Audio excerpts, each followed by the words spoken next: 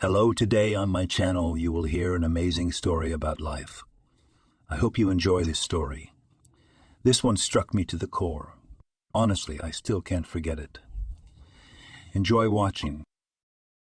Understand, I've always dreamed of the sky, Julia said inspiringly. The sky is my element. So, you are 25 years old, said Barry, deputy director of the airline, carefully choosing words. Not the best age for a stewardess, you'd agree. It's a great age, Julia blurted out. I already calculated everything. You're signing me up right now, and at 45 I'll have my pension. I'll be useful to the company for a very long time. I have the health of a 20-year-old. I've been skydiving since high school. We can see that, Barry nodded, flipping through the papers. You see, we don't look at every candidate so closely. As you can see, I called a whole meeting on your question. He circled his subordinates with his hand. While Julia stood at the whiteboard like a student, 5 people stared at her. The most unpleasant and intense stare was that of the female lecturer of indeterminate age. She wore a white blouse and a dark jacket, and she kept fixing her hair. It made her head look like a bird's nest. You see, Julia, Barry continued, may I address you that way? Our company is one big family. We're all on a first-name basis. Of course, said the applicant. Family is the most important thing in life. Absolutely, nodded the man. Our company is a family. If you become one of us, you will be changed forever. However, there are certain requirements. Let's say standards. Those who fall short of them can also be specialists, but probably in other fields. But I am competent. Julia interrupted him. Go on, ask me something else.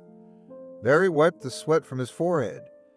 In the hour that the interview had lasted, everyone had asked her at least 5 questions. She answered without hesitation or error, in a clear and steady voice. She showed how to use a life jacket and mask, how to apply a bandage, how to perform artificial respiration. How much does a stewardess need to know? Your English, continued Barry. Language. What's wrong with that? The future stewardess was surprised. I speak and write well. I passed the test. Exactly, nodded the deputy director. You have a very high level of language skills. You could be a consultant. You could even be an assistant manager. But I don't want to, Julia objected. I have the dream, to be a flight attendant. I close my eyes and I see the sky. I hear the hum of the engines. I passed all my exams with flying colors past the boards. Is my dream unrealizable? Eicher exhaled angrily. She was the one who had given her the necessary referrals a month ago. It was just that she'd left her children out. In her search for a new job, she had stopped disclosing her marital status. Now, looking through her paperwork after all the tests, the receptionist was desperately looking for something to hold on to.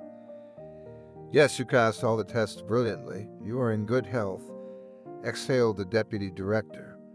But what are you doing to her, Barry? The head of the personnel department asked haughtily and looked up at the applicant. Tell me honestly, my dear, will our plane take off with all that ballast? I apologize, Julia smiled nervously, feeling as if she had just been stripped and thrown into icy water.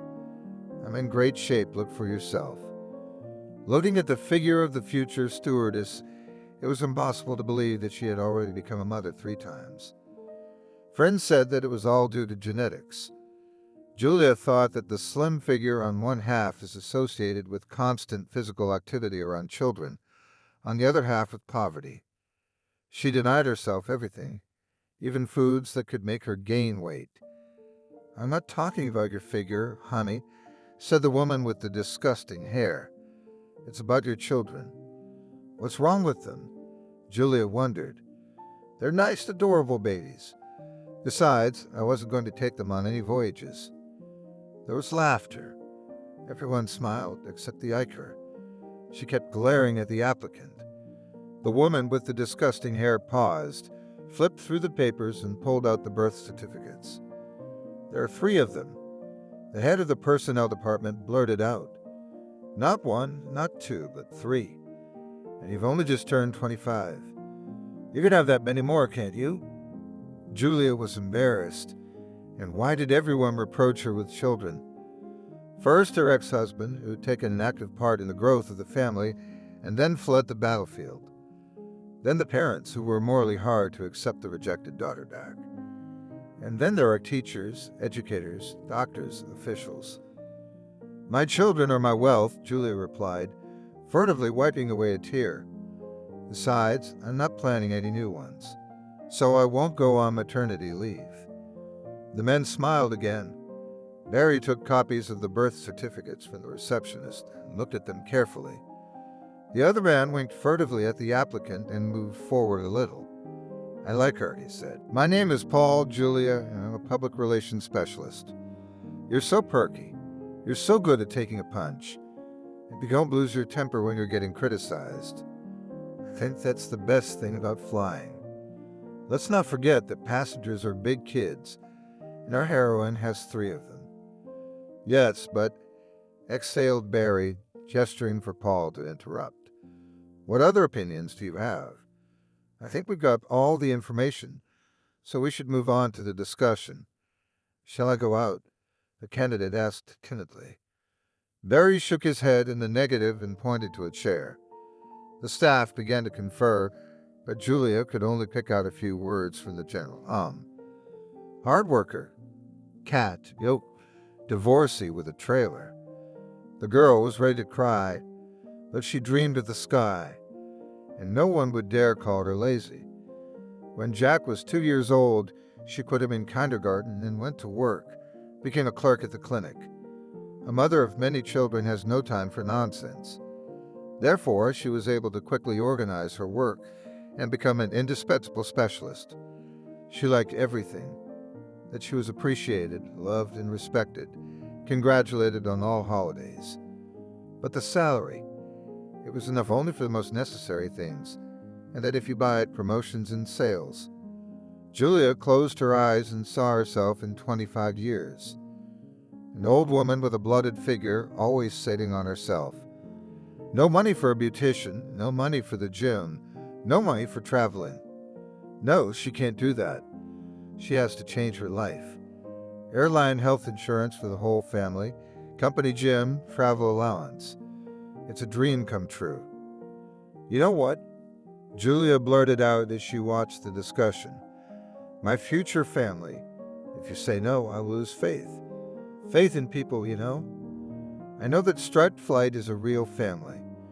I didn't come alone. I came with 3 kids. Just think what an asset this is. Paul smiled broadly again, and the deputy director sighed. He was already unhappy that such a trivial matter had been brought to his level. All that was left was for the general to be called in. But then he may well find a new deputy. I'd expressed my opinion, said the Iker, pressing her lips together. Statistics show that mothers with many children spend up to half of their time on sick leave. Please note that our heroine did not find it necessary to inform me about her marital status when she received a referral to the medical commission. But it's all in the passport. Julia blurted out, I didn't hide anything. You didn't look, you gave me referrals and questions, and now you're reprimanding me. There was silence. It was so quiet that the ticking of the hands on Julia's watch could be heard. Paul wrote something on a piece of paper and showed it to his boss. They looked at each other. Good, Barry nodded after a long silence. I'll hire you, but on one condition. What the deputy director asked Julia was first shocking, then frightening. It's a deal, the woman replied, recovering a little. I agree. When can I start? Unlike every other person on Earth, Julia didn't consider the 3 little ones to be ballast. She had great children. The eldest, Elizabeth, was already 7 years old. A real pillar. She could boil sausages and pasta and pick up her brothers from kindergarten. Max was 5 years old and Jack was 4. After the spacious apartment of her husband in the house of his parents, they were cramped. Previously, each had his own room, and now they lived in 3s and even together with his mother. But the kids endured all the hardships. Evan didn't give up on his children. He even visited them, but not often. Once a month or less. Julia's heart bled when she saw Elizabeth and Max suffering. Jack's experience of his parents' divorce was a little easier. On the days that Evan visited his family, Julia's parents left the house. They couldn't bear to see their former son-in-law. "Why did you give me so many of them?" Julia dreamily asked her ex-husband during one of these meetings. "How do I feed them now?" "You'll feed them," Evan replied. "I gave you so much that you would crawl on your knees in front of me, begging me for every penny. Look how proud you are. We're divorced and we can't sleep together once a month." Julia had no decent words for her ex-husband. Using loopholes in the law, he paid her a pittance for all 3 children. The mom of many children suspected that Evan was actually making good money. He had a store, a tool rental business, a car repair business. Well, a penniless man can't drive a Mercedes and wear expensive shirts. "Max needs a jacket," Julia said, not noticing the disgusting words of her ex-husband. "And Elizabeth wants a guitar. She dreams of performing." "You know what?" Evan said. "You have kids and buy them everything yourself. And I pay child support." Tears sprang from Julia's eyes. She gave this callous, hypocritical man so much love and children, and he wipes his feet on her. The alimony did come to the card, but it was only enough for food, not even for clothes. "Evan, why are you doing this to them?" The woman asked, crying. "Okay, I hurt you, I ruined your life, I didn't love you enough. But what about Liska or Max or Jack? They're your kids. They're all yours. I know they're mine. My ex-husband said, you were often alone in my apartment, sometimes for days at a time, while I was working. What if you took someone to visit?" "How dare you?" said Julia, and indignation literally grabbed her by the throat. "I loved you so much, I loved you so much." Evan did leave her alone a lot. Family matters had passed him by. He didn't like them, thinking they weren't his concern. And he had no interest in other people's problems. He wasn't interested in how and what his wife lived now. He didn't care about his children. He didn't figure out what his mother was doing. Evan lived for himself without hiding his priorities. Immediately after the successful interview, Julia rushed to the HR department and wrote an application to be hired, to get a flight passport, in case they changed their minds. Then she went to the store and bought some goodies with the last of her money. The money was not enough, so she took 2 cans of Sprats, cheese, 2 loaves, mayonnaise to make their favorite sandwiches. The cake she got for half price was the last one in the Buy It Now section. After paying, she shamefully peeled off the sticker that read minus 50% off. On the shelf of goodies, she picked up the bananas, already darkened but free. She wanted to buy some more fruit, but there was no money left. A juice or soda would have been nice too. "I'm home," Julia said loudly. "Where are my kids?" Her parents had a beautiful 2.5-room house right in the city. A plot of land, albeit small, and no neighbors. But of course, it was a little cramped for the 6 of them. Both Mom and Dad had been sympathetic to her return. It was easier for her. They could take her grandchildren from school or kindergarten and feed them. Without them, she wouldn't have realized her dream. "I'm home," Julia repeated. There was silence in response. She saw that her mom's and dad's jackets were not on the hangers. She took out her phone. She'd forgotten to turn off the flight mode. She went up to the 2nd floor. Evan gathered the children around him and read them the story of Dr. Abelet.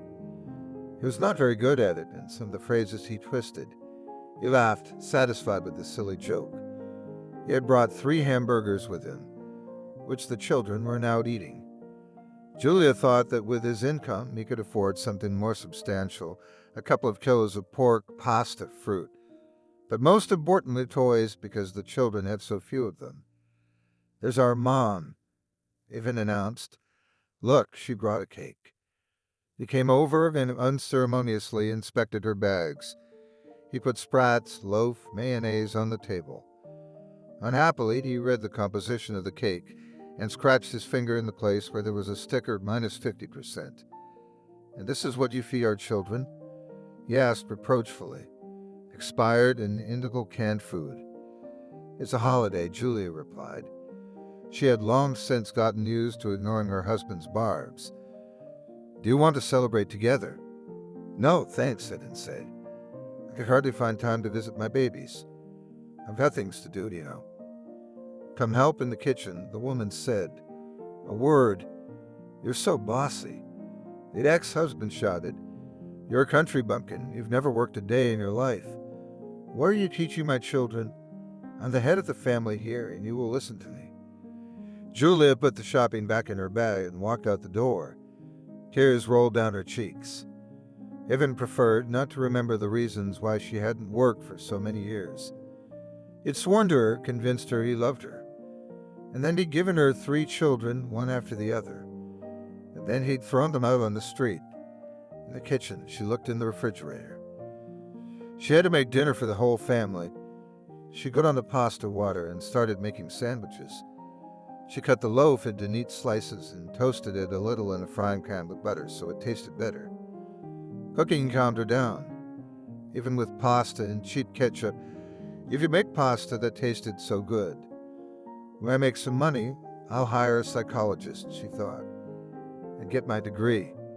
No, I'll become a psychologist myself." Ivan, who'd been yelling so much, did come over. He immediately grabbed the sprouts and cheese sandwich and began devouring it with gusto. Mayonnaise dripped on the floor, but her ex-husband didn't think to wipe the stain off with a napkin. He always behaved this way, not bothering with any domestic issues at all. She gave this callous, hypocritical man so much love and children, and he wipes his feet on her. The alimony did come to the card, but it was only enough for food, not even for clothes. "Evan, why are you doing this to them?" the woman asked, crying. "Okay, I hurt you, I ruined your life, I didn't love you enough. But what about Liska or Max or Jack? They're your kids. They're all yours. How are they're mine? My ex-husband said, you were often alone in my apartment, sometimes for days at a time, while I was working. What if you took someone to visit?" "How dare you?" said Julia, and indignation literally grabbed her by the throat. "I loved you so much, I loved you so much." Evan did leave her alone a lot. Family matters had passed him by. He didn't like them, thinking they weren't his concern. And he had no interest in other people's problems. He wasn't interested in how and what his wife lived now. He didn't care about his children. He didn't think about what his mother was doing. Evan lived for himself without hiding his priorities. Immediately after the successful interview, Julia rushed to the HR department and wrote an application to be hired to get a flight passport, in case they changed their minds. Then she went to the store and bought some goodies with the last of her money. The money was not enough, so she took 2 cans of Sprats, cheese, 2 loaves, mayonnaise to make their favorite sandwiches. The cake she got for half price was the last one in the Buy It Now section. After paying, she shamefully peeled off the sticker that read minus 50% off. On the shelf of goodies, she picked up the bananas, already darkened but free. She wanted to buy some more fruit, but there was no money left. A juice or soda would have been nice too. "I'm home," Julia said loudly. "Where are my kids?" Her parents had a beautiful 2.5-room house right in the city. A plot of land, albeit small, and no neighbors. But of course, it was a little cramped for the 6 of them. Both Mom and Dad had been sympathetic to her return. It was easier for her. They could take her grandchildren from school or kindergarten and feed them. Without them, she wouldn't have realized her dream. "I'm home," Julia repeated. There was silence in response. She saw that her mom's and dad's jackets were not on the hangers. She took out her phone. She'd forgotten to turn off the flight mode. She went up to the 2nd floor. Evan gathered the children around him and read them the story of Dr. Abelin. He was not very good at it, and some of the phrases he twisted. He laughed, satisfied with the silly joke. He had brought 3 hamburgers with him, which the children were now eating. Julia thought that with his income, he could afford something more substantial, a couple of kilos of pork, pasta, fruit. But most importantly, toys, because the children had so few of them. "There's our mom," Ivan announced. "Look, she brought a cake." He came over and unceremoniously inspected her bags. He put sprats, loaf, mayonnaise on the table.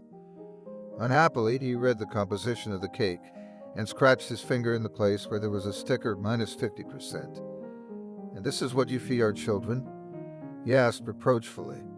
"Expired and indigo canned food." "It's a holiday," Julia replied. She had long since gotten used to ignoring her husband's barbs. "Do you want to celebrate together?" "No, thanks," Eden said. "I could hardly find time to visit my babies. I've got things to do, you know." "Come help in the kitchen," the woman said. "A word. You're so bossy." The ex-husband shouted. "You're a country bumpkin. You've never worked a day in your life. What are you teaching my children? I'm the head of the family here, and you will listen to me." Julia put the shopping back in her bag and walked out the door.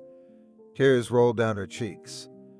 Ivan preferred not to remember the reasons why she hadn't worked for so many years. He'd sworn to her, convinced her he loved her. And then he'd given her 3 children, one after the other. And then he'd thrown them out on the street. In the kitchen, she looked in the refrigerator. She had to make dinner for the whole family. She got on the pasta water and started making sandwiches. She cut the loaf into neat slices and toasted it a little in a frying pan with butter so it tasted better. Cooking calmed her down. Even with pasta and cheap ketchup, if you make pasta that tasted so good. "When I make some money, I'll hire a psychologist," she thought, "and get my degree. No, I'll become a psychologist myself." Ivan, who'd been yelling so much, did come over. He immediately grabbed the sprats and cheese sandwich and began devouring it with gusto. Mayonnaise dripped on the floor, but her ex-husband didn't think to wipe the stain off with a napkin. He always behaved this way, not bothering with any domestic issues at all. "Disgusting," he said, licking his greasy fingers. "You can't cook at all. Honestly, you're no good in bed either. You don't take any initiative. If you just come on your knees right now and zip your fly, unbuckle your belt, I'd melt right away. In fact, I dumped you because you don't know how to work with your hands and your head. Not in life, not in the kitchen, not in my pants." The water boiled just as Julia did. She thought how nice it would be to take a whole pot and pour it into that smug face. To make him agonize and suffer as she did. But no, she'd be arrested and locked up and the children would be left all alone. She wouldn't survive a long separation from her babies. "I have news for you," the woman said, barely containing her boiling anger. "I got a job, a new good job.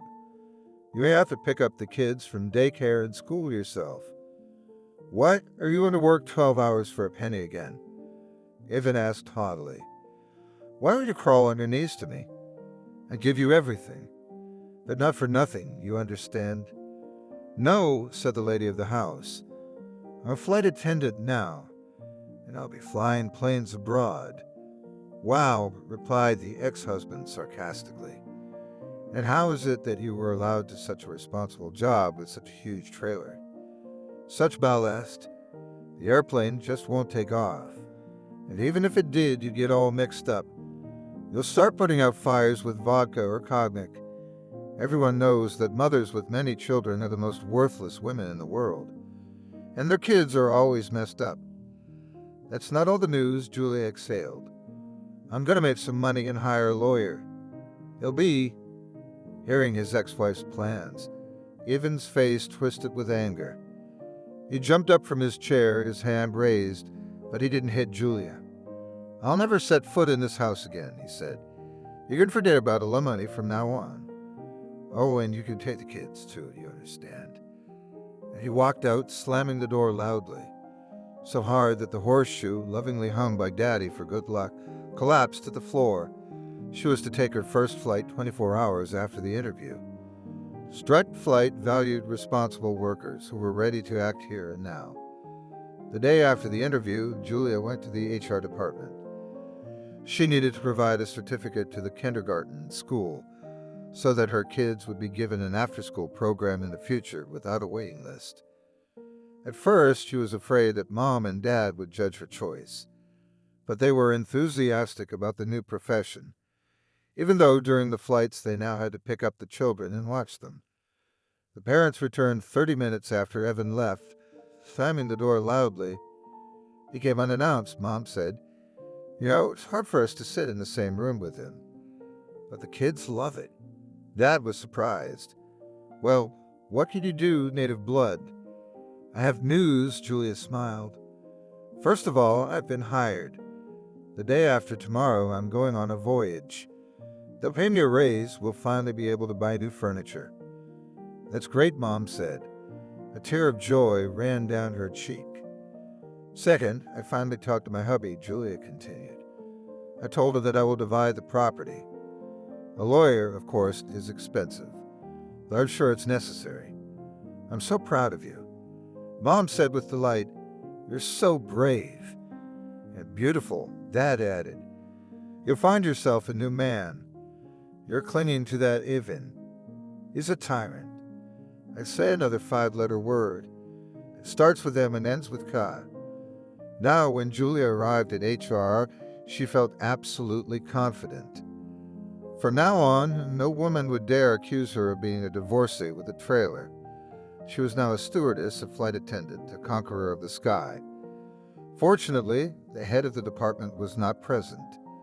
She was given her papers by a completely different girl, a pretty brunette with huge fingernails. Welcome to the family, she said. That's what I'm instructed to say. All in all, congratulations. You made the right choice. Oh, I'm so happy, Julia waved her hand. And I'm so worried. Will I do it? You'll be fine, replied the employee. She probably repeated that phrase a lot. There's something else. Yes, said the new flight attendant. I'm listening to you very carefully. Paul asked to see him, the brunette shrugged. About your project together.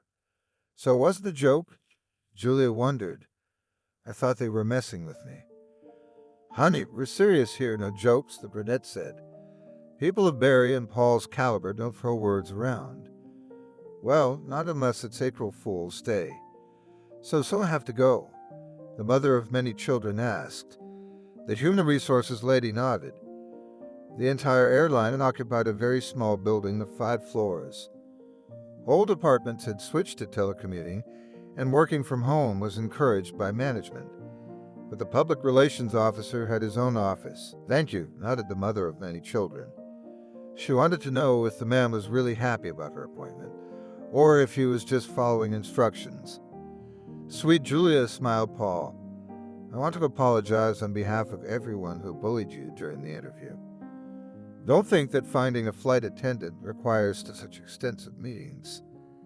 I'm the one who convinced the others to hire you. I appreciate that, the woman replied. You're the condition, the public relations officer shrugged. We'll pay for the internship, but you'll do it in a truncated form. Why do you need it? You already know everything. Just one flight and you are accepted. Thank you, Julia smiled. I can't wait to get started. Record your first flight as stories on your cell phone, Paul said. The more the better. Let it all come from the heart, no pre-prepared stories. Then try to compile them into a video. If it doesn't work out, that's fine. My boys and girls will do it. Your guys? The mom of many children asked. You're the only one here. Yeah, Paul smiled. We try not to keep people in the office. Why? I have a big team, 5 people. They all work from home. I call it freedom. Then why are you sitting in the office yourself? Julia wondered. Let's use your first name, the public relations specialist asked. We're family now, you see. I have such a big house, so modern, that it's impossible to work there. Plus, I have a hobby there. I see. Well, can I go now? The woman asked innocently. She liked Paul very much as a man. So neat, trim, tactful. The complete opposite of her ex-husband. She'd known no other lovers besides Ivan. She really wanted to find a man, if only for her body, but she thought it had been too long since the divorce. Hold on. There's something else, Paul said as she walked toward the door. He got up and came close to her, then ethical distance allowed. Julia smelled the sweet odor of his perfume, very expensive. He took her by the arm and around her waist. The woman almost laughed. She thought the man wanted to dance with her. You know, you have a great figure, Paul said. I needn't say it's textbook figure. I have a favor to ask. It's a strange one, but don't apologize. I'd like to. She was expecting him to slap her ass or maybe squeeze her in a tight corner. Alas, she was used to it. Her ex-husband never asked for her consent to intimacy. And inwardly she was ready to give Paul whatever he asked for. It was her nature to say no, and she wasn't at all good at it. But what the public relations specialist asked of her shook her to the core. The first flight is truly exciting and special. Before becoming a flight attendant, Julia had only flown on an airliner once. In her senior year of high school, she actually went to the aeronautics section. After a few weeks of training, they each made 5 skydives. Then Evan came into her life, and the first thing he told her not to do was dream of the sky. Instead of flying, she got a hard landing. First diapers and diapers, then nighttime vigils at the bedside of a sick child, squabbles at daycare. All of this was interesting, of course, but it didn't rise to the level of a dream at all. Walking up the sleeve to the airplane on her first flight, Julia couldn't escape the thought that what was happening was a dream. She immediately met her partner, a smiling blonde of 22. Congratulations. Aurora smiled broadly. It's great that you're going on your first flight with me. The girl hugged Julia warmly, kissed her cheek, and stroked her back. After the barbs of the interview, this attitude was unexpected. It was good that she didn't say that famous phrase, "Welcome to the family." However, the mother of many children really liked her new job. Soon the two of them were standing in a small compartment between the first-class cabin and the cockpit. She had only seen this in movies before. I'm excited too, Julia replied. God, I'm so nervous. Don't be afraid, Aurora said. You'll love it. If there is anything wrong, tell me right away. We'll fly to Charm. The weather's so hot. It's summer. We're spending the night there, so we'll go to the beach. We'll swim, meet some people. Just don't drink too much. You're gonna have to work early in the morning. That's great, agreed the new flight attendant. I loved Egypt. Of course, Julia was lying. This African country was not the fondest of memories. 3 years ago, they'd traveled there as a family, even though Jack had been a baby in Acts 2. Evan had managed to show his disgusting character on vacation. He was enough for one day when the 5 of them went to the beach, sat in a cafe, and rode camels. At 9 o'clock at night, he went out for a smoke and didn't come back until 2 days later. I'm on vacation. Evan shouted at her complaints. Get it through your head that since I'm paying for everything, I'm on vacation as I please. You take care of the kids. They're your kids, and I don't know anything about diapers or hygiene. Financial recriminations were a major part of their marriage. Of course, she couldn't work with 3 kids. She had to beg Evan for money for every little thing, even new underwear. Julia remembered that vacation and was upset. Aurora noticed the change in her partner's mood and immediately tried to reassure her. Don't worry, she said. Only 50 passengers, it's nothing. The 2 of us can easily handle them. Now everyone will sit down, eat, drink, and sleep. 5 hours and we'll be there. You have nothing to worry about. Thank you, Aurora, thanked Julia. Listen, there's a question. Her partner got a little embarrassed.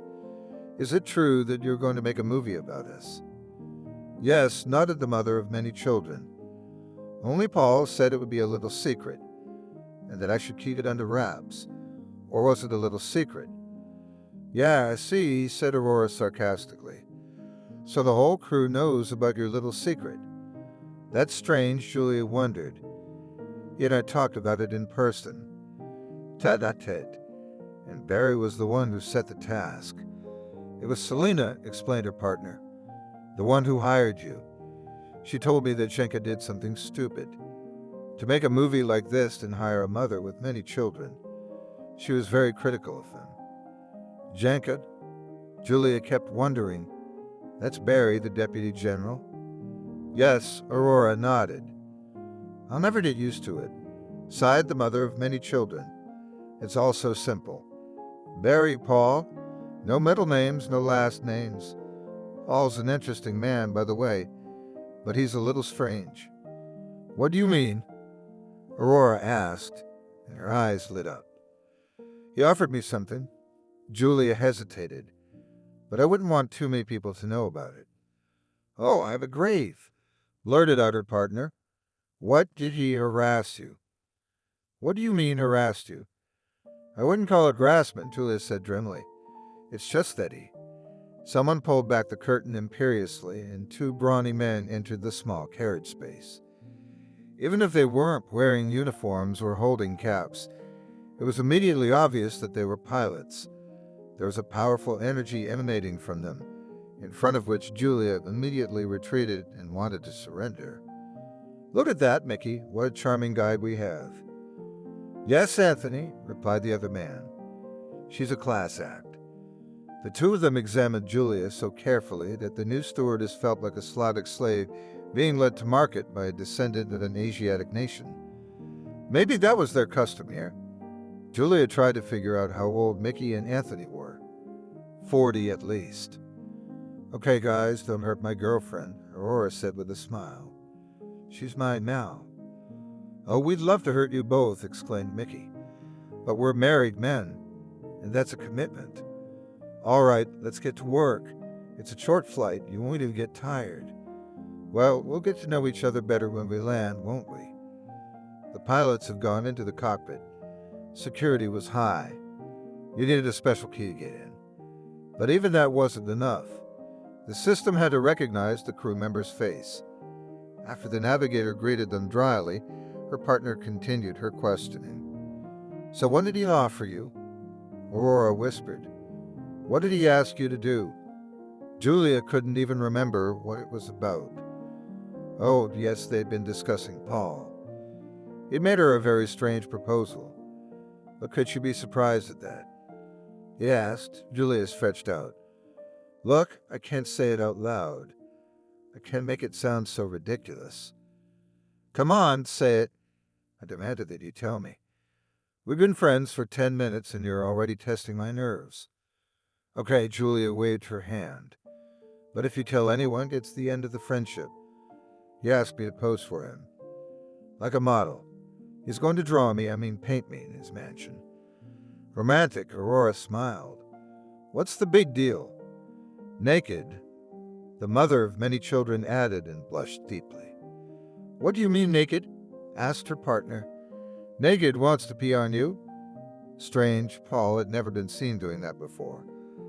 I don't know whether to consider it harassment or not. Well, friend, let's get to work, shall we? The flight attendants had a lot to do.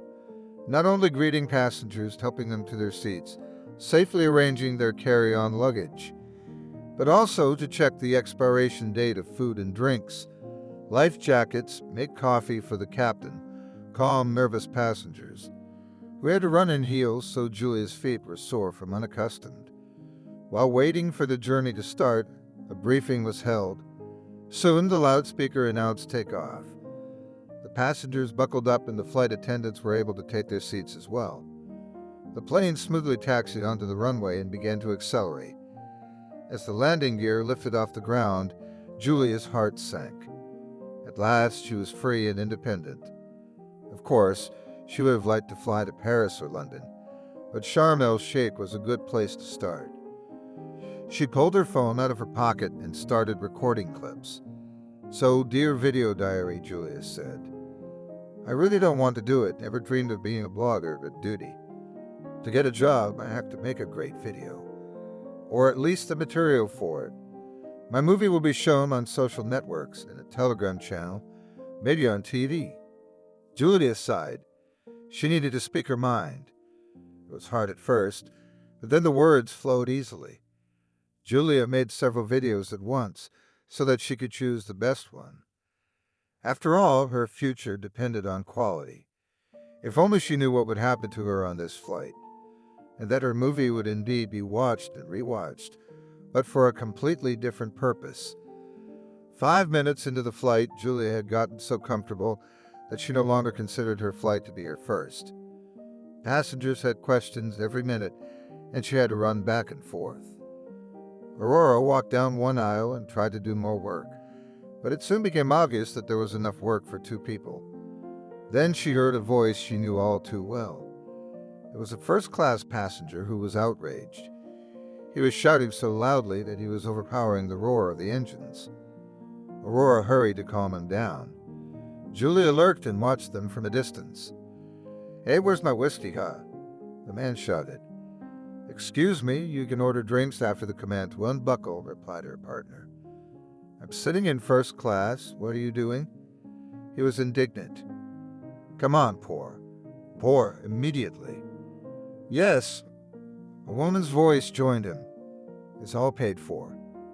Pour us some whiskey so we can relax." "Well, if you ask so," Aurora gave up. "I'll be right there."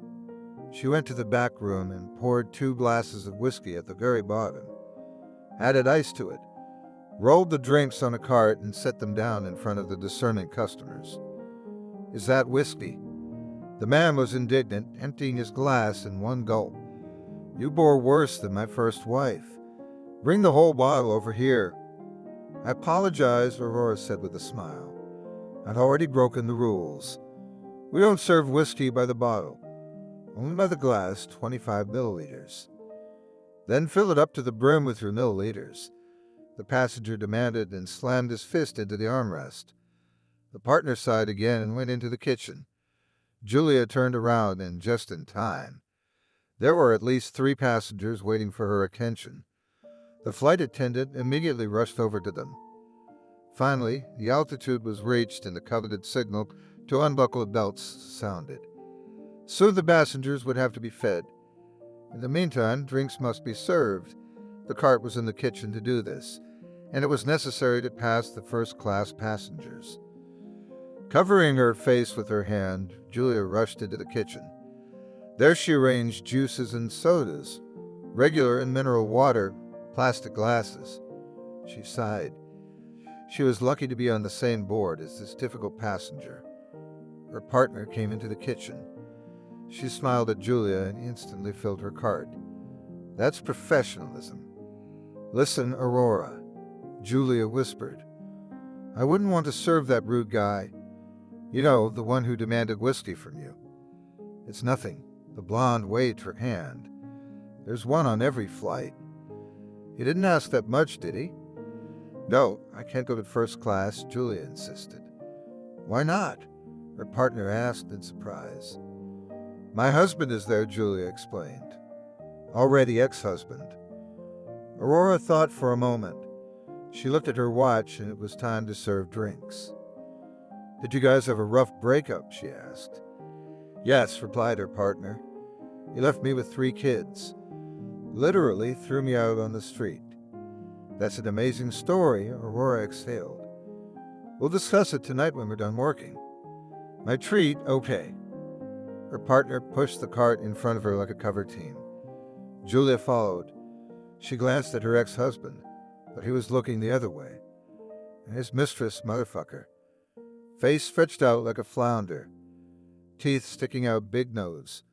What did he see in her? And he's gotten so fat. The first-class cabin was small, and they quickly got to the main mass of passengers. Here the mother of many children felt better. Only 5 hours, Julia thought. He's out there in first class, flying alone. Well, with his estranged girlfriend. I guess I can hold out. Besides, there's a lot of work to do here. So the drinks went well. Eden didn't see her. She had to go to the kitchen at least once more to get lunchboxes, and another time to take away the used utensils, and another, and another. The mother of many children thought Evan really needed to be issued a bottle of whiskey to get him drunk so he could fall into a deep sleep. As the new stewardess was rolling the drink cart, someone called out to her. "Julia, Julia, come near." She heard a voice from first class, and it wasn't a man's voice. The new stewardess went into the back room, But the strange thing was that there was already a man there, and not someone who could be here legally. She scrutinized the passenger, tall, a little full, with a good-natured face. A neat beard adorned his radiant face. "Excuse me," the man said, intercepting her gaze. "I'm looking for the restroom." "It's over there," Julia shrugged and pointed behind her back. "And you were going to the cockpit." "That's my navigator gone wrong," said the passenger and smiled broadly. The new stewardess could not imagine how this handsome man could be so wrong. After all, they had given the direction to the restroom at the very beginning, right after landing. True, the traveler was charming. He smiled and laughed beautifully. The flight attendant involuntarily laughed herself. "We must calibrate the navigator," Julia said, "to support him. Otherwise, you could make another mistake, like choosing a life partner, for example." "Again, I apologize," the man added. "By the way, I've seen you recording things on your phone. It's like you're blogging." "That's right," Julia glowed. "There'll be a whole movie. If you're a frequent flyer on the Strat flight, you'll definitely see it. On the corporate website, on the Telegram channel." "Oh, it's my favorite company." The passenger clapped his hands. "Can I take a picture with you?" He took a huge phone out of his pocket, which she had never seen before. It looked solid and expensive. He gallantly took her by the elbow and then embraced her. Aurora had never seen such a camera on a phone before. It felt like he was literally scanning her. "Cheese, there you go." "Oh, thank you. You've been very helpful," the man said and kissed her hand gallantly. "You had to go to the bathroom," Julia reminded him. "Yes, I did, but I dare not say such words in front of a lady," nodded the passenger and went away in the opposite direction from the cockpit. In the kitchen, she quickly loaded the lunchboxes onto the cart. It was 20 minutes until lunch. Aurora hadn't come up yet, but Julia decided to waste no time. When she heard the woman's voice, she simply didn't turn around. Maybe Yvonne wouldn't notice her, but her plans were not to be. As soon as the stewardess stepped out from behind the screen, she immediately felt the stare of two pairs of drunken eyes. "I told you she," shrieked the lady, pointing her finger at Julia. "She your Megara. Hey, you divorcee," she called out. "Come here quick." The way was still past the ex-husband and his mistress. Even if Julia wanted to, she couldn't get past them. So the mother of many children dutifully approached the man who, if not broke her life to the ground, was trying very hard. Evan was a little discouraged, but held himself well.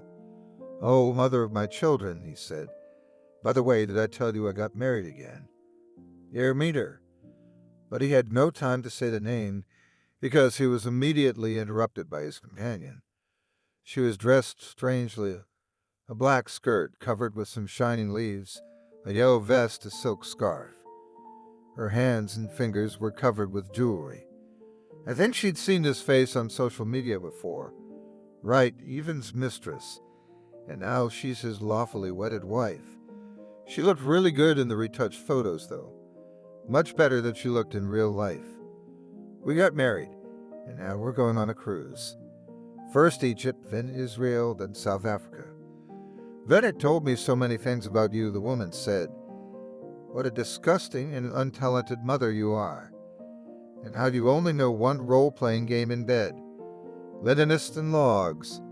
And you had to put up with all that for so many years." "That's it," Julia exhaled. "Nice to meet you. And yes, we'll do more tests," she added. "We'll find out who really is the father of these 3 cute kids. I heard that you've fallen for my man's goodies. Well, you know it's not going to work. Don't you dare go to court or I'll put a curse on you." "I have no time to talk to you," said the mother of many children. "I'm at work, in case you haven't noticed." "Oh, right." Ivan slapped himself on the leg. "As soon as we get downstairs, we'll file a complaint against her. A big one. Get her fired. That's a great idea." Overwhelmed by these words, Julia didn't even pay attention to the fact that the strange passenger had passed her. It was once again moving in the opposite direction from the restroom. When he saw the flight attendant, he smiled radiantly and winked at her. Julia thought she should try to talk Evan out of complaining. She might actually get fired. Julia, I wonder where you're going on vacation, Evan said, emptying his whiskey glass. And where are my backbenchers? And then I realized that you've abandoned the children. How dare you? That's what the witch said, and we're taking the kids away from her. Not for ourselves, of course, but for an orphanage. It was getting harder and harder to stay calm. But in her unhappy marriage to Evan, the woman had developed an immunity to any abuse. She looked at her ex-husband's new wife and said, "You look so unusual. You must have a creative profession, an artist or a designer." "I'm a priestess," said the lady, clearly flattered by the attention. "I do rituals, untie knots, but nothing will help you." "Dear passengers," there was a voice behind them. The silent navigator approached them. "You must have seen the conflict on the video. I'm letting you know we're on tape. As soon as we get off at Sharm el-Sheikh Airport, I will call the police." "What do you mean?" Evan asked. "It's my ex-girlfriend. I love her if I want to. I'll stab her if I want to." "That's what I'm talking about," the navigator exclaimed. "Stop it now or I'll cuff you. You'll be immobilized for the rest of the flight." Evan drew in a lungful of air to respond. His companion began making strange hand motions, as if she were casting magic. But the dramatic denouement was pushed back by an equally strange twist. A signal sounded. The pilot wanted to address the passengers and staff by speakerphone. What the male voice said made Julia, Evan, and his priestess go cold with horror. So much so that the separated woman squealed with fear. Oliver was frankly bored. All around him were happy families and couples on vacation in Egypt. He looked into their faces and tried to take in the positivity of others. But it wasn't working. During his studies, Oliver had envisioned his career as an agent a little differently. He thought he would perform risky operations, walk on a razor blade, save the world from evil. Alas, he spoke English and German poorly, was a terrible shot, unable to gain confidence and generate bright ideas. Evil, as it turns out, does not exist at all. All agents are bored, but some are a little luckier. But he, Oliver, is not lucky at all. That's why, right after graduation, the man spent 5 years secretly guarding government facilities under the guise of a janitor, an electrician, or a visitor. What could be more boring than constantly walking along the same routes in places where nothing ever happens? Then there was a light at the end of the tunnel. Oliver remembered the day well. So Oliver, the big boss, called him into his office. "You've worked hard and earned a promotion. Now you will guard people in a big way, but with business trips. Fly around, see the world. Do you agree?" "Of course," Oliver exclaimed. "How could I miss such a chance?" "We made a deal, signed a secret contract." Did he, an agent with 5 years of experience, know that now he would be flying on airplanes 6 days a week, protecting passengers from phantom terrorists? He assumed. The hardest part is posing as a vacationing passenger. Oliver's tense face literally scared other people away. You can't drink alcohol. No reading books or watching movies. Every hour, Oliver must make his rounds discreetly, under the guise of the bored passenger. To first class, to the restroom and back, watching the faces of the other travelers. In 3 years of such labor, even impressionable women have complained about it. "We have a maniac on board," they often said. "He has already gotten up 3 times and passed me by. Protect me."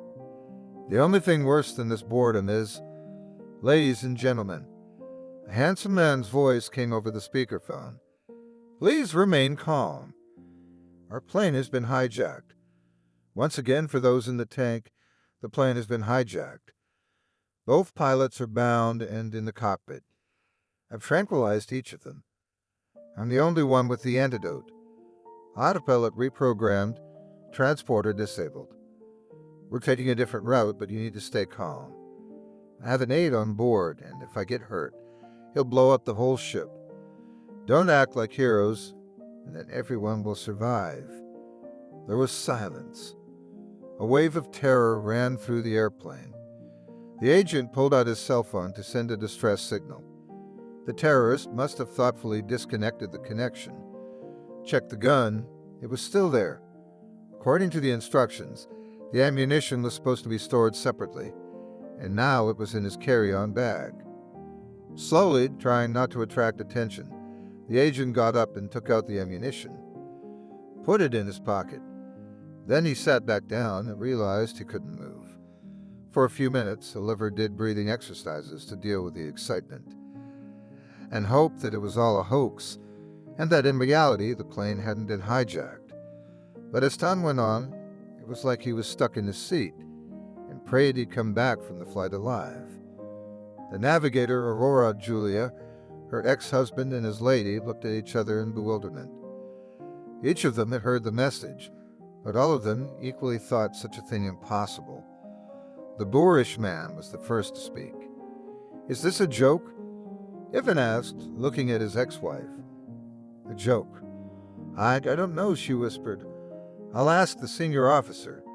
And the captain. "Yermino," the ex-husband shrieked. "You're a stewardess like your mother. Worthless. Worthless." How would I know who hijacked the plane? Julia wondered, her heart filled with hatred. "You think they consulted me? You're the one who attracts all the bad luck." Evan insisted. "I'm sure the terrorist in charge has had you in his pants for years." "I'm not a terrorist," came a voice behind me.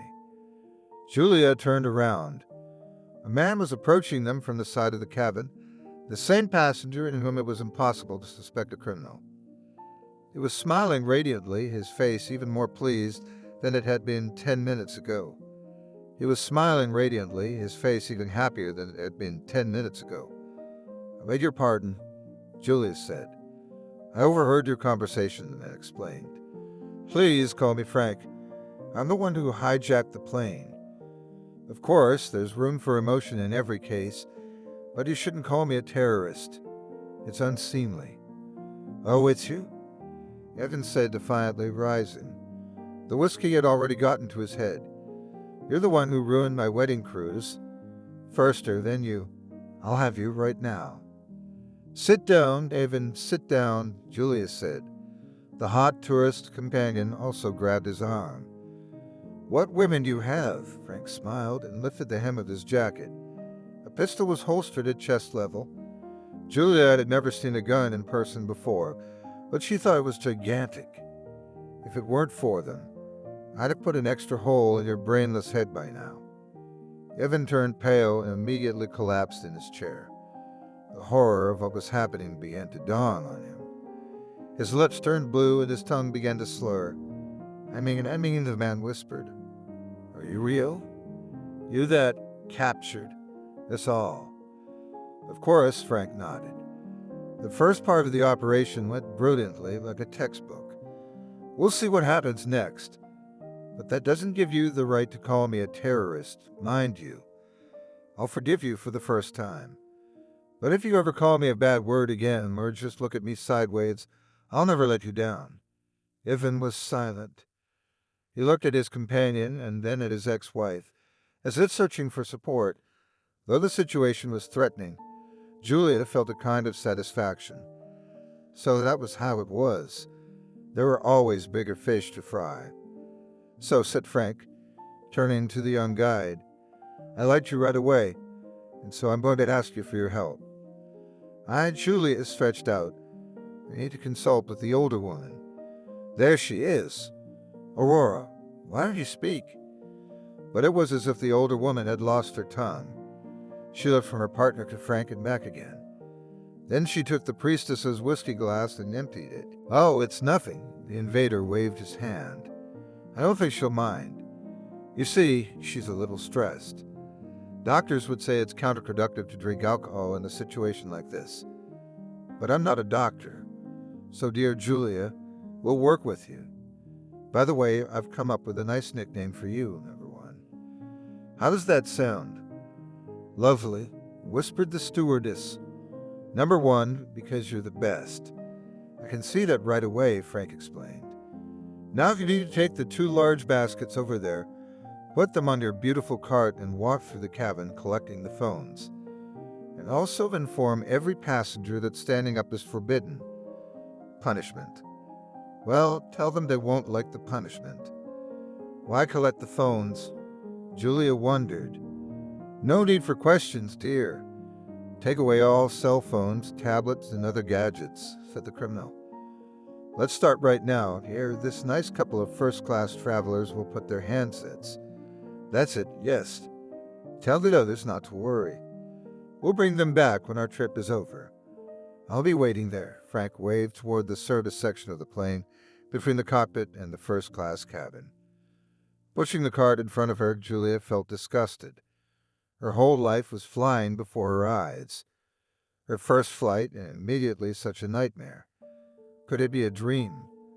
No, it couldn't be. Who would her children be left with now? It's not for nothing that disgusting woman, the head of the personnel department, discouraged her. She should have listened. She could have worked as a clerk at the clinic, earned her pennies. Still better than to give her soul to God at the age of 25. Say, an elderly passenger asked. It's not a joke, not a joke. Unfortunately, no, Julia replied, trying to remain calm. Let's just avoid panic. I've been told to collect the phones. How dare you? Some man shouted. I paid a lot of money for the ticket, and I'm supposed to get a cell phone. Please don't worry, said the stewardess. We'll return everything after the end of the flight. That's the requirement. The requirement. Julia was silent, trying to find the right word. Terrorist? Invader? Criminal? Such definitions would only frighten this crowd. No, there had to be a neutral word. That is the demand of the man who took command of our ship, she said. He said he would punish the disgruntled in the worst possible way.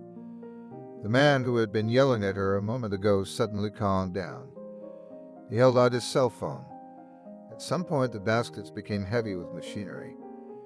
She rolled them to the utility room, pulled back the screen door on the recliner was Frank. He was doing something on his laptop, one hand clutching his giant pistol. The man waved nonchalantly toward the table. Julia began laying out phones and tablets there. Frank stepped away from the laptop, closing it. Like a magician, he quickly separated the smartphones from the tablets. Made 5 stacks of the phones. Then he took another close look at the phones and counted them. These manipulations seemed to go on for ages. Julia's legs began to whine, and very badly. Okay, Frank said. There are 55 passengers and crew members. 2 pilots I knocked out. I took the navigator's cell phone away. There are 53 handsets. There's 2 missing. I didn't put it down, Julia said. It slipped my mind. I remember, the invader smiled. You're making a movie. Why did you stop, by the way? Why don't you make a movie right now? But you told me to give up my cell phones, said the stewardess. You're allowed to keep them, Frank waved his hand. Come on, make a video right now. Please. Julia sighed. She took out her phone, turned on the camera, and said in a trembling voice, Dear Video Diary, we've had a certain complication. There's been a change of authority on the airplane. I am now following the instructions of one gentleman.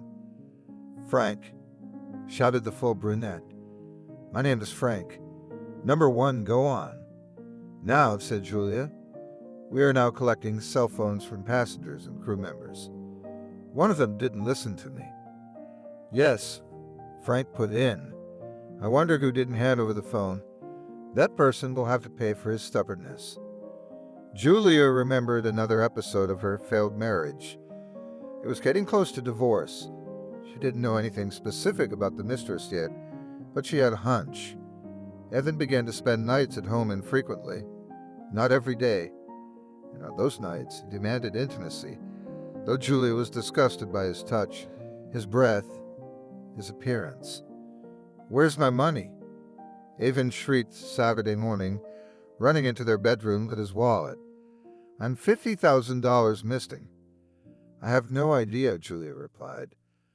Why would I suddenly go through your wallet? Come on, let's go make breakfast for the kids. Kids, the ex-husband yelled. Get them in the kitchen.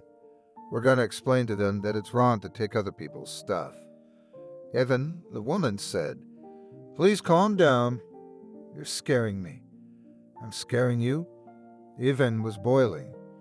You've never earned a dime in your life. You're sitting on my ass. I'm sure you moved them somewhere, Julia said calmly. But inside she was getting angry at the negligent man. I never even thought of taking your money. You buy everything yourself, don't you? They gathered in the large living room kitchen. In the first year of their married life, her husband had bought a gigantic 5-room apartment. He explained his choice by the fact that he wanted many children. And now the square meters were filled with the stomping of little feet, but the paternal instincts of the man did not hurry to wake up. Kids, he said, I've gathered you all for the reason that tonight, Mommy stole $50,000 from me. Elizabeth, the oldest, looked at her parents in horror. The boys didn't seem to understand anything. Now we're all going to look for them together, Evan continued. Let's get started. Julia waved her hand and started to prepare breakfast. Pasta for the boys, buckwheat porridge for Elizabeth. She didn't feel hungry herself, and after her husband's prank, she just wanted to lie on the bed, wrap her arms around herself and sleep. When the water was already boiling and the buckwheat was washed, she heard Elizabeth shout. Found, pronounced the girl. Not remembering herself, Julia rushed into her daughter's room. She was pointing at the dollhouse. In one of the toy cabinets were bills. Evan was already standing in the doorway, too pleased with himself. Well, get it out, he demanded of his daughter. The girl took out the mummy $5,000 bills. Carefully laid them out on the floor. The crime is solved, Evan said solemnly. What will be the punishment? Daddy, I'm sorry, Mom. Elizabeth said, it was an accident. Right, Mom? I had nothing to do with that money, Julia cut Julia off. If I had really stolen it, I would have hidden it better. Like in my underwear. How dare you say that in front of my children? The ex-husband shouted in an impersonation. So, the punishment is eviction. I'll give you 1 month. But Julia's insides shattered. What about our children? You're home much at night. You have an apartment, Evan insisted. You have a whole house. That's where the 4 of you will move. I'll get transportation, and I'll move everything in the best way possible. You'll know how to steal my money. 30 minutes had passed since the capture of the ship, and Oliver's ability to think and act soberly had not returned. The terrorist was alone. The agent could easily disarm him or even shoot him. Theoretically. In practice, there were several obstacles. First of all, this maniac claimed that the ship was booby-trapped. We can't rule that out. Secondly, you could have an accomplice on board, and more than one. Thirdly, it was necessary to remove the criminal carefully, so as not to damage the hull. Oliver suddenly realized that he was neither mentally nor physically ready to kill. He watched the stewardess, a young blonde who was defiantly drinking whiskey straight from the bottle. It's all gone, she shouted. We're all going to die. God, I don't want to die young. I have so much more to do. The passengers began to murmur, and impressionable women even cried. A man in a navigator's tunic approached the stewardess. He gently, even tenderly, took the flight attendant under his arms, but she did not appreciate his concern. No, she shrieked. Don't try to calm me down. I should have foreseen it, felt it. God, I don't want to die young. Oliver had the same thoughts in his head. The agent realized he was going to die, but unlike the other passengers, he could influence the course of his fate. He needed a plan. Oliver furtively glanced at the phone, still no connection. How could he send a distress signal? So, need to figure out what to do next. Work out. I beg your pardon, he heard a woman's voice that snapped him out of his oblivion. Give me your phone. Oliver jerked like a thunderclap. The stewardess. The agent looked at her, clutching the smartphone in his hand. What to do? A According to the manual, he wasn't supposed to give the device to anyone. However, it was also supposed to be safely hidden and only taken out when no one could see it. "It's not mine," Oliver said absently. "It's not mine." "Please," the woman asked in a whisper, "give it to me nicely. It's weird. I don't know what he'll do to you." Julia looked at the stubborn passenger with surprise. He's certainly curious, if not unique. He sat alone at the very end of the half-empty cabin. He seemed to be flying for a vacation, but he wore pants, shoes, and a jacket. Didn't drink any drinks or eat any food. Did not read a book, watch a movie, or listen to music. "Dear," said Oliver, "please don't talk about my phone. I'll say this all." It seemed that the limit of surprises for today is exhausted, but Shishina's eyes opened wide again. Who was this strange passenger, and how was he going to save them? The Silgam flight attendant looked at how the navigator is trying to calm the drunken Aurora, and she became uncomfortable. "So we need to get the phone away from this stubborn man before Frank does something stupid." "I'm the one apologizing," Julia said firmly. "The invader gave me an order. He said there would be trouble for everyone if I didn't comply." "You don't want us to crash, do you?" I don't. The man nodded. "But you have to trust me. I can save us all. But to do that, I just need the phone to communicate." "What's that for?" The conductor was surprised. "Who are you going to contact?" "The sender," Oliver shrugged. "There's no time to explain. You have to convince the terrorist that you took the phone from me." "But he'll check," Julia almost shouted. "Tell him you threw it away," the passenger said. "Make something up. Please. Without this phone, we'll lose all hope of rescue." The conductor thought for a moment. This man has definitely lost his mind. He thinks he's in touch with some kind of center. At first, Julia thought the passenger was Frank's accomplice. But no, it's not likely. He would have known that one phone would be missing. "Passenger," Julia pleaded, "for the last time, please use the phone back nicely. I think this invader is already out there." Oliver, absorbed in the dialogue, lost all focus. He couldn't get over the fact that the unthinkable had happened on his watch. The plane had been hijacked. The agent thought that this conductor should be told the truth, and then she would definitely become his ally. "You see," said Oliver, "I'm a sky marshal." "What?" The stewardess almost screamed. "Stop talking nonsense. I won't cheat Frank for you. I'm a mother of many children. And he's got a gun, I see it." "Describe it," demanded the sky marshal, taking a small notebook and pen from his pocket. "Describe what the gun looks like.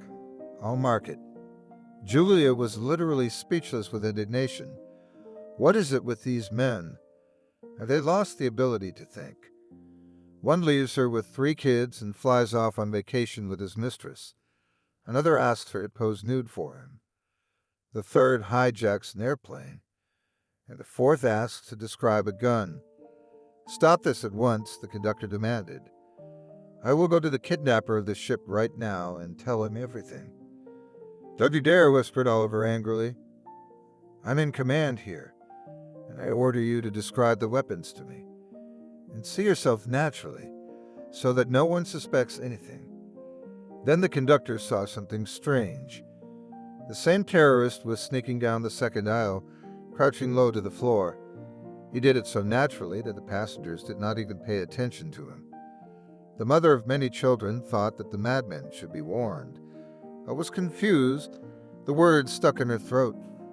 Frank, with a grace surprising for his physique, crept up behind her. He did something that made Julia's eyes water with horror. "Bingo!" Frank exclaimed. "Thanks for your help, number 1. "Darling, roll the cart," asked the invader, as if nothing unusual had happened. To a general murmur, Julia rushed into the back room and took the lunches off the cart. The passengers were still hungry, but no one made a scandal about it.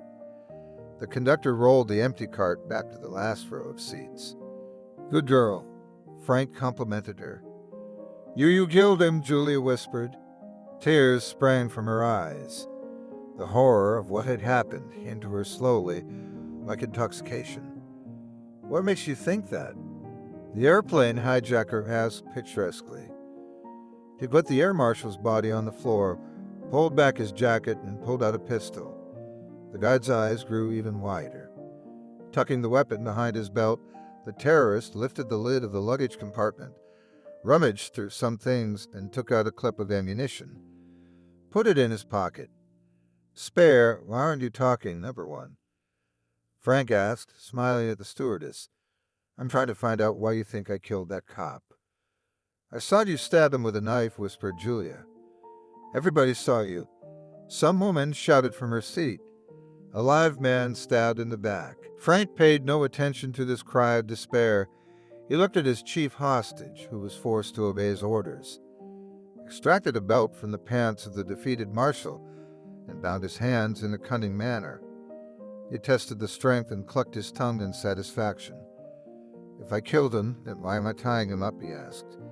Come on, help me get this body onto the cart. The two of them lifted the unfortunate Oliver and lowered him carelessly onto the gurney. If he had been conscious, he would have groaned in pain. I saw the knife, Julia said, wiping away her tears. In your hands, a long one. This? Frank asked in a whisper, pulling a device out of his pocket. It's not a knife. It's a taser stylized to look like a knife. There's about 100 more charges in here to knock everybody out. Come on. Tell passengers everything's okay. I can't scream, the stewardess whispered. Then take a portable microphone and headphones, shrugged the invader. Over there. By the way, give me your cell phone for a second. He pointed to a drawer at the end of the cabin. The woman pulled a microphone from there, turned it on. The device quickly connected to the internal network. The terrorist took her cell phone and began recording a clip. With difficulty pulling herself together, Julia said loudly, Dear passengers, and video diary, prompted Frank with a smile, recording her statement. And the video diary, Julia corrected herself. One of the passengers refused to hand over his cell phone. In addition, he was carrying a gun. He was immobilized by Mr. Frank. Please remain calm. There was a murmur and a buzz around the plane. Impressionable women began to scream. The plane's kidnapper immediately moved the camera over there, zoomed in. Yes, the stewardess continued. I asked him to give me the phone and he threatened. You see, our hijacker had no other choice. Is he alive? Someone asked in horror. Yes, Julia nodded. I just saw him breathing. Just immobilized. Please, let's honor every request of our new leader. The attendant pressed the button twice. The earpiece went off. Frank just glowed. He held out her cell phone, took a bottle of Coca-Cola from the bottom shelf of the gurney that had been forgotten there, opened it, and took a huge gulp.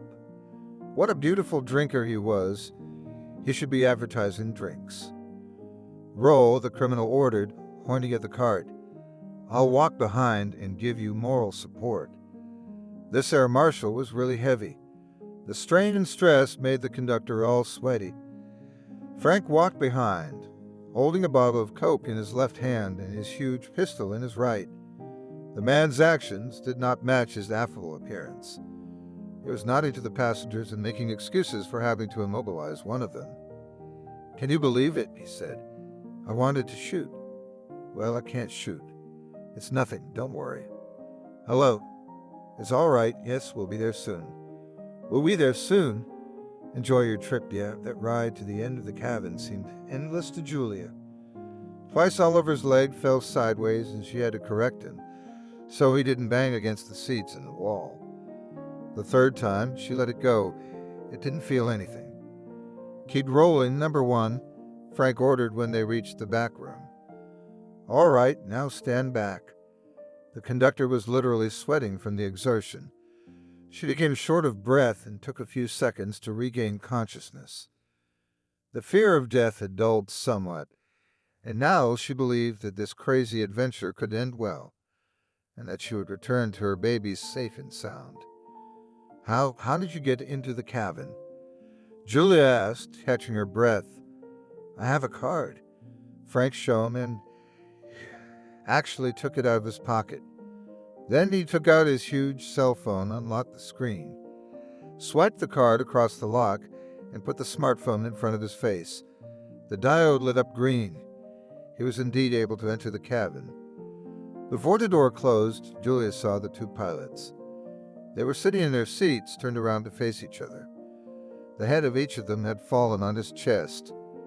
The conductor wanted to examine how they managed to stay in that position, but the door closed. Time dragged on slowly. Finally, the indicator light on the lock turned green again. "Damn it!" shouted Frank, stepping outside. "You brainless sheep. Number one, can you believe me? Can you?" "I don't know," Julia whispered. She tried to peer over the invader's shoulder to see the pilots, but he quickly covered the door. "Those negotiators, damn them, don't believe me," shouted Frank. In the next second, it was as if the criminal had switched gears. The wrinkles on his face smoothed out and a smile appeared. "It's all right. We'll prove to them that I'm serious. I'm a serious man. I look for words around. Now, number one, I'll meet you in the next 20 minutes. You in your impeccable composure." "I'm sorry," Julia whispered. "Whose blood are you going to spill?" "Patience, my dear, you'll soon see for yourself. It won't be long now." "There, come in," Frank said gallantly, pulling back the curtain. They went out into the parlor. The ex-husband did not utter a word, and when he saw the invader, he looked defiantly out of the porthole. His priestess, however, looked at Julia with eyes full of hatred. "Tell me, please," she shouted. "When will we be fed?" "I'm starving." "Unfortunately, there are only 2 stewardesses on board," Frank said in a deliberately mournful voice. "One of them is drunk right now and claims we all have only a few hours to live. And the other one is right here, helping me. No one can feed you, I'm sorry to say." "What am I supposed to do?" the priestess asked and started making strange movements with her hands. It looked funny, as if she was warding off invisible mosquitoes or flies. "Nothing to eat?" with faint concern asked the airplane hijacker. "Well then, you can always suck on something. At least for now." Evan's lady literally turned brown with indignation. Julia laughed, but held back. "And what are you, Silent?" the priestess asked her beau. "Well, yes," Evan stretched out. "You heard that this gentleman gave me a last warning. I don't want to die." "Your priestess has just been insulted, and you don't want to die," she shrieked. "How dare you?" "Wait, don't find out yet," Frank said. He tore down the 2 curtains that were blocking the passage between first and second grade. This madman was clearly not lacking in strength. Julia looked with a mixture of horror and admiration at the tattered curtains, trying to figure out what kind of man had chained her to them. "I'll use this if you don't mind, number one," the invader asked. Frank had requisitioned a wireless microphone with an earpiece, the same one Julia had used. The crew need this device to communicate with each other and to address the passengers. It's rarely used, after all the important information is usually given by the ship's captain. The invader chose a place where he could be seen by everyone in the aisle between first and second class. "Ladies and gentlemen, may I have your attention, please, Frank? Can everyone hear me? Show of hands if you can't hear me. All right. Now, I've contacted the government and voiced my demand. It's strictly financial, no politics. Well, in response, I was rudely humiliated and called the most unpleasant of names. Can you imagine? A woman screamed from her seat, 'So let us go, we want to live.' Oh, my dear, that's what I'm doing now," smiled Frank. "I'd love to let half the passengers go, but look out the window. We're flying over the Mediterranean. If I let you go, no one will pick up a bone. But it's a good idea, because my demands have been rejected so bluntly, I must act. I thought it was time to demonstrate my seriousness. What do you say, dearie? Why don't I let one of the passengers go?" There was silence again. The passenger who had called for his release hid behind one of the seats. Fear was physically felt in the cabin. Julia felt her feet grow cold. What is this madman up to? "Need a victim," Frank continued. Yes, yes, one small sacrifice. To make sure that everyone knows I'm serious in heaven and on earth. Maybe some of our traveling companions would like to volunteer. There was a murmur in the ranks. There was loud female crying and wailing, just like in the movies. Julia continued to stand, but it was getting harder and harder for her to stay on her feet. "He won't hurt me," thought the mother of many children. "I'm helping him." But Aurora might. Her partner was asleep on the chair after drinking alcohol. Her uniform cap had fallen off her head and lay beside her. But Frank didn't seem to pay any attention to her. He didn't look at the passengers either, just stared at one point.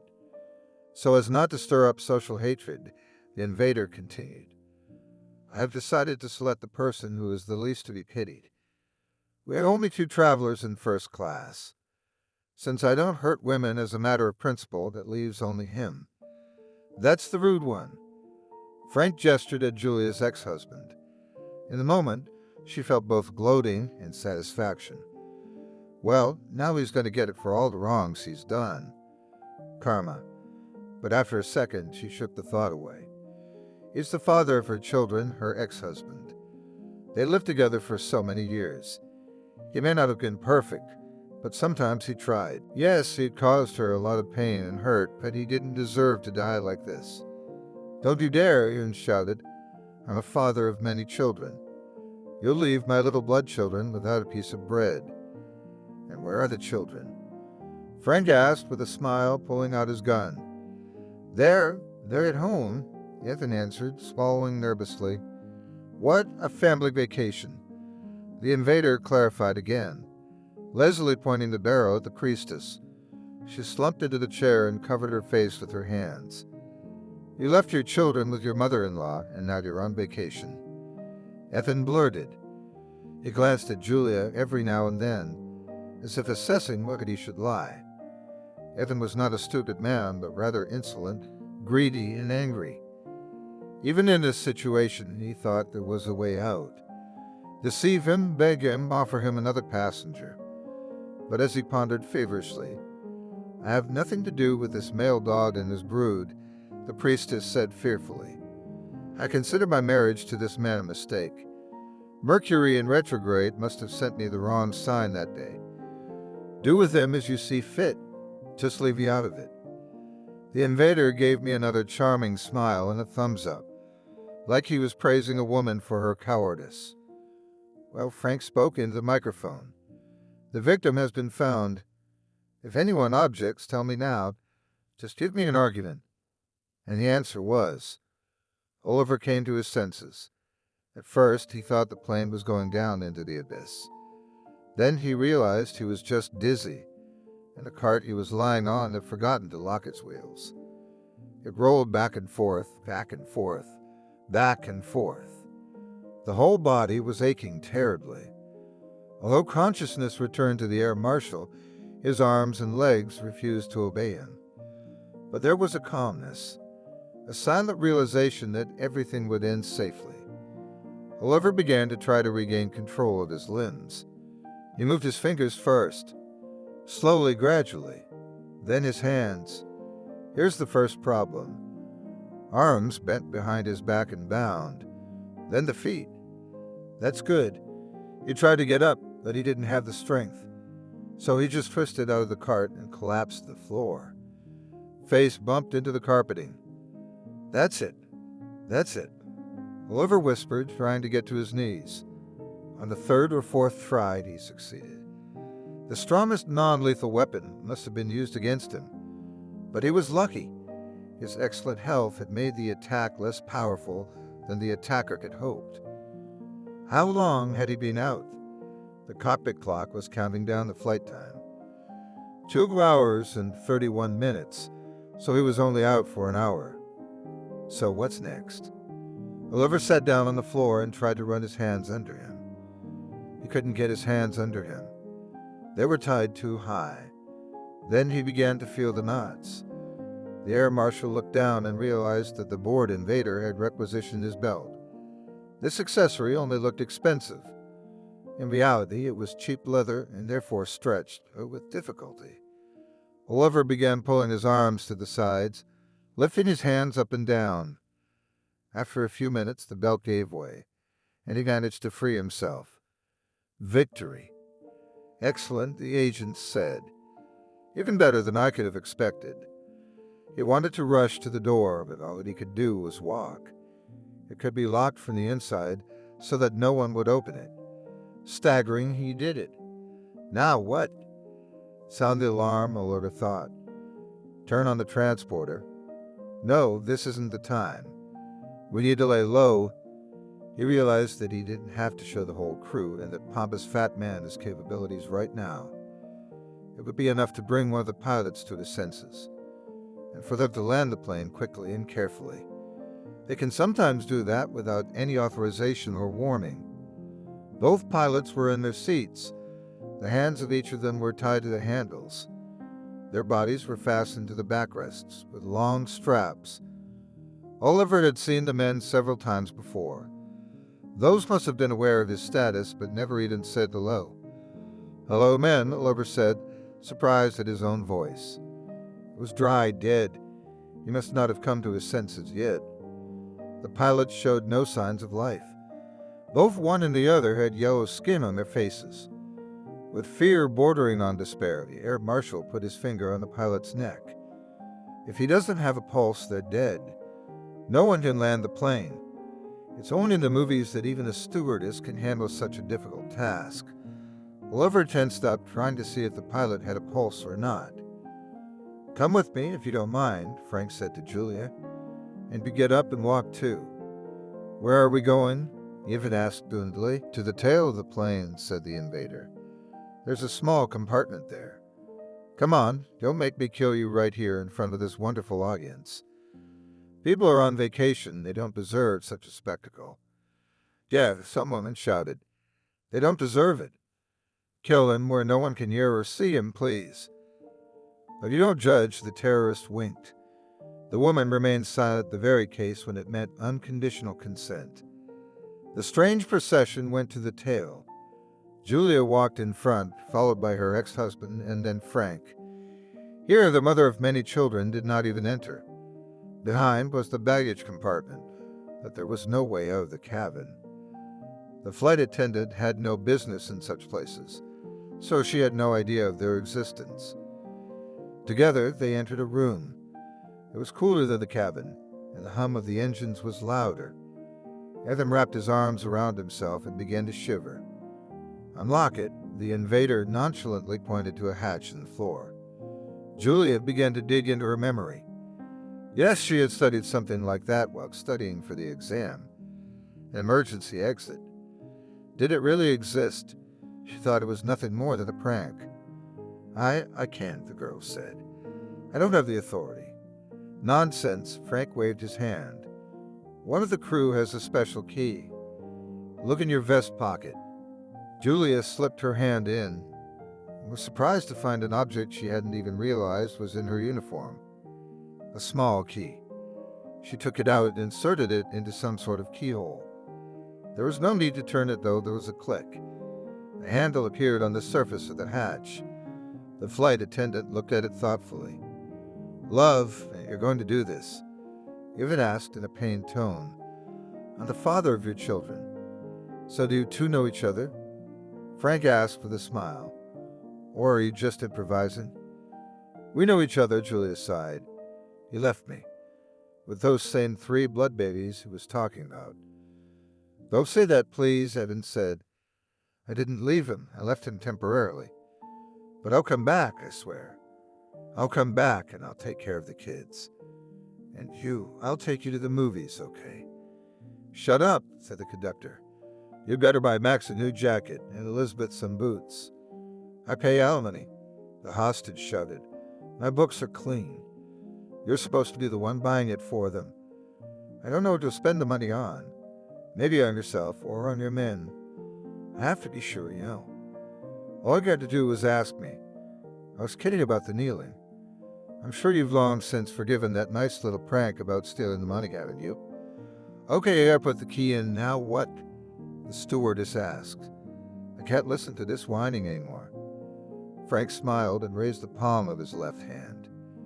In his right hand, he continued to clutch his huge pistol. "It's a passageway to another life," the criminal announced, "or death. All right, everybody ready?" What happened in the next instant changed the life of the unfortunate mother of many children forever. The pilots were breathing, but weakly. He unbuckled all the straps and put them on the floor. He took off his boots and undid the buttons of their shirts. Checked his heartbeat. Consciousness was clearly depressed, but by what? This terrorist probably used a tranquilizer. Unfortunately, without knowing the composition, it was difficult to find an antidote. But we'd have to find the answer by trial and error. There was a first aid kit in the cockpit. Oliver rushed to it, took it out, checked its contents. The last time he'd taken a course in medicine was about 3 years ago. He'd never been interested in that area of knowledge, so he'd missed many of the lectures. But he remembered one thing for sure. In a situation like this, an adrenaline shot straight to the heart would help. "Hold on," Oliver said, and wiped the sweat from his forehead. Slowly, he regained control of his limbs and fingers. It must have been a simple tranquilizer to bring him back to consciousness so quickly. Or he got a small dose. Well, there are 2 pilots, so he has a chance to test his theory. He found a vial of adrenaline in the first aid kit. He could, of course, calculate the mass of the pilot, calculate the amount of the substance needed, but that would give him nothing. He took a syringe, screwed a long needle into it. I tried for a long time to fill it. Then I remembered the necessary sequence of actions. I took off the long needle, screwed on the short one, filled the syringe with the drug, blew out the air trapped in the syringe. He unbuttoned the shirt on the pilot's chest, who seemed larger to him. "You must have a big heart. You couldn't miss it." "Oh God," Oliver whispered. "What am I in for?" He remembered a picture from a general anatomy course, that the heart was not on the left side, but rather in the center, and that the lungs were on either side of it. If he punctured one of them. No, it was better not to think about it. He brought up the syringe of adrenaline, took aim and jabbed it into the pilot's chest, pressed the valve, squeezing the contents out completely. Damn, I forgot to treat the wound, Oliver thought. Well, if they were destined to crash, this man certainly wouldn't die of blood poisoning. From there, seconds seemed like an eternity to the air marshal. At first, nothing happened, but suddenly the pilot's eyes opened too abruptly. He raised his hand and struck Oliver with such a deafening blow that he collapsed to the floor. "Why? Why did you do that?" Julia asked. Now she could get a better look at the strange weapon. It did resemble a knife, but it probably couldn't penetrate too deeply. "Why?" Frank was surprised. "Now, if you're going to record a video, you're going to send it to these assholes, along with everything you recorded earlier. Let me help you. Dear video diary."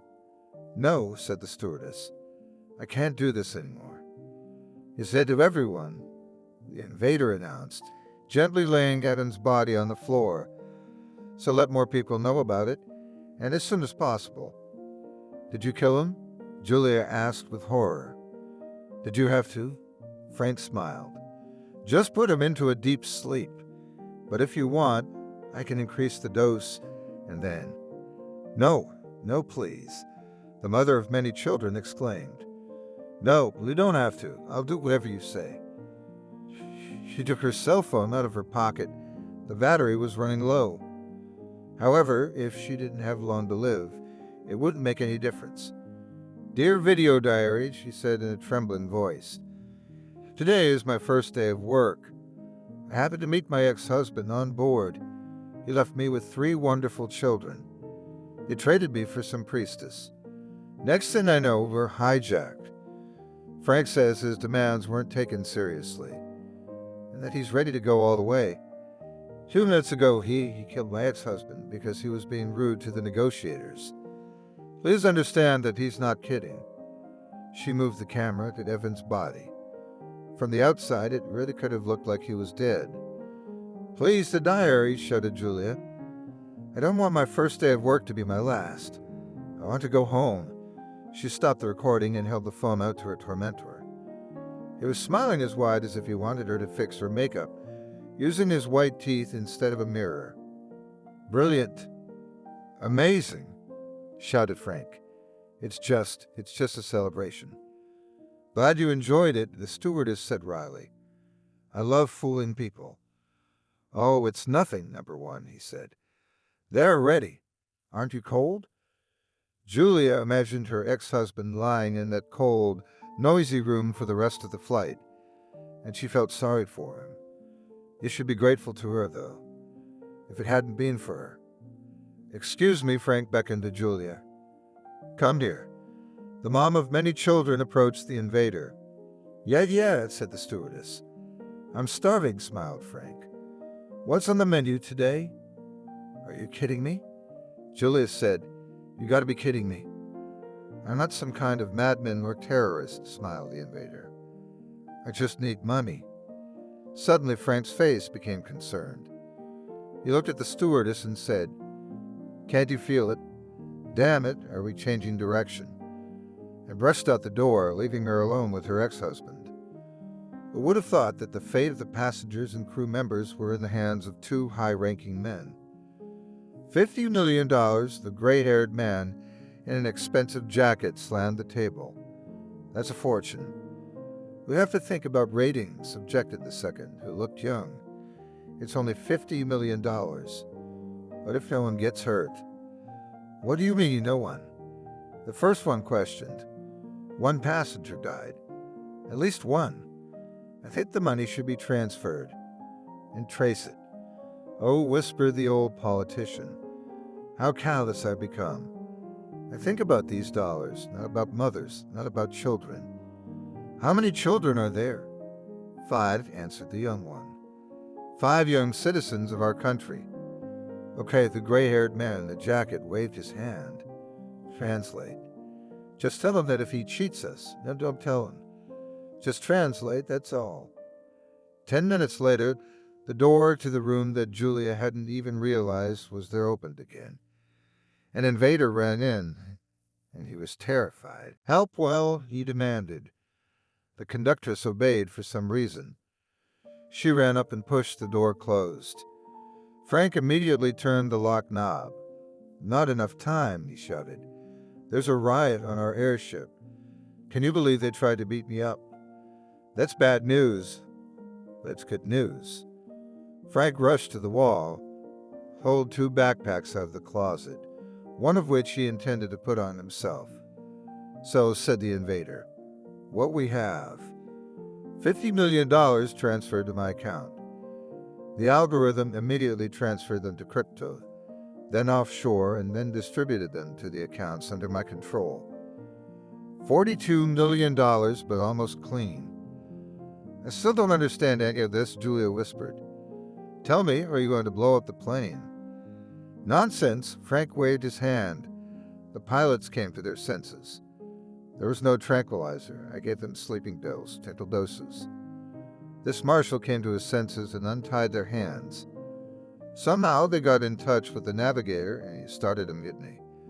"Now I guess the plane will land on schedule." "That's good," said the stewardess. "Well, let's be honest," the invader continued.